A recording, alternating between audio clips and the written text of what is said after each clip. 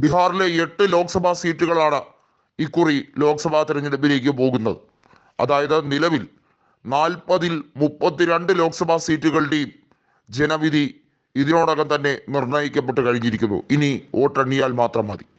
എന്നാൽ ശേഷിക്കുന്ന അവസാനത്തെ 8 ലോക്സഭാ മണ്ഡലങ്ങൾ, നളന്ദ അടക്കമുള്ള മേഖലകൾ, ഇക്കുറി എങ്ങനെയായിരിക്കും ആധിപത്യം എന്ന് ഉറപ്പിക്കാൻ വലിയ സംശയമൊന്നും വേണ്ട എന്നാണ് കോൺഗ്രസ് നേതൃത്വം പറയുന്നത്. ഐക്യജനതാദൾ എന്നാണോ മഹാഗഡ്ബന്ധൻ വിട്ട് കൃത്യമായും NDAയുടെ കൂടെ ചേർന്നത്, അന്നു മുതൽ അവരുടെ പരിതാപകരമായ അവസ്ഥ തുടങ്ങിക്കഴിഞ്ഞിരിക്കുന്നു. താൽക്കാലികമായി അധികാരം നിലനിർത്താനും മുഖ്യമന്ത്രി കസേര ഉറപ്പിക്കാനും വേണ്ടി നിതീഷ് കുമാർ നടത്തിയ ഈ കളി അവർക്ക് തന്നെ ദോഷമായി മാറിക്കഴിഞ്ഞിരിക്കുന്നു എന്നുള്ളതിൽ ഒരു സംശയവും വേണ്ട.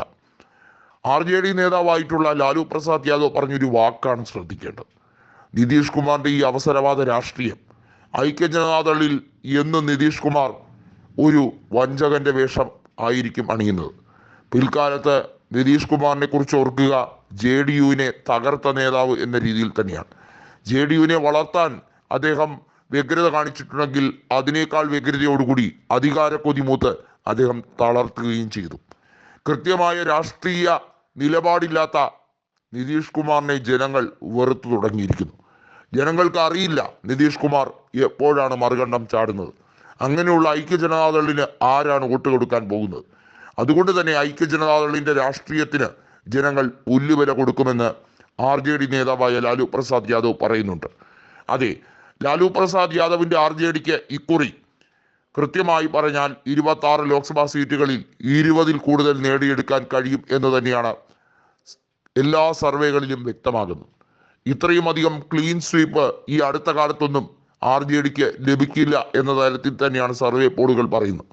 അതിനു മുമ്പ് വരെ ഐക്യജനതാദളിന് വലിയ രീതിയിലുള്ള മുന്നേറ്റം ഒരുപക്ഷെ ലഭിക്കുമായിരുന്നു എന്ന് തന്നെയാണ് പറയപ്പെടുന്നത്. ഇന്ത്യ മുന്നണിയിലായിരുന്നെങ്കിൽ ഐക്യജനതാദളിന് സാമാന്യം നല്ല രീതിയിൽ മുന്നേറാൻ കഴിയുമായിരുന്നു എന്ന് തന്നെയാണ് സർവേ ഫലങ്ങളിൽ വ്യക്തമാക്കുന്നത്.